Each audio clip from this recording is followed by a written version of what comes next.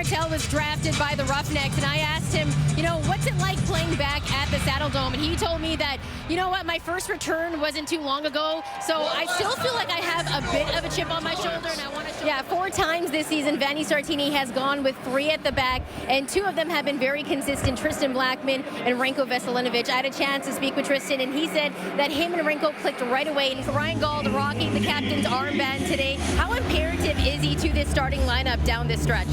Well, You've decided to go with the 3-4-2-1 formation today. Tell me about that decision. Well, it's kind of. All right, so it's kind of interesting because the Giants are 5-1, and Jacksonville has been struggling, and I think people are sleeping on the Giants. The reason why Jacksonville is the favorite, though, is because their rush defense is so good. They're one of the best in the league, and a big part of that is Devin Lloyd, the kid that they drafted out of Utah. He is an absolute stud. Ryan, you arguably had your best performance of the season tonight. How nice was it to get those 2 goals for your club early on? Yeah, it was good.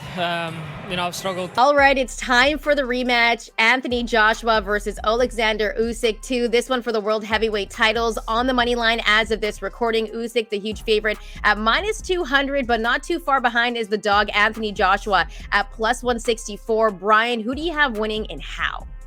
Usyk won. Thomas Hasal is making his 3rd straight start since coming back from injury, and filling in for him was Cody Cropper. I asked him about the relationship, and he says they have a great relationship. They work day in and day out.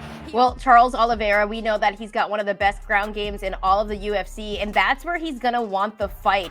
Don't sleep on him as a striker, though, because he's got a really nice check left hook. But Gaethje, as you mentioned, he wants this fight upright. He's an elite striker, and he's got one hell of a chin. Calgary had a lead on you guys. You guys cut that lead down. What did Gilly say to you guys on the bench?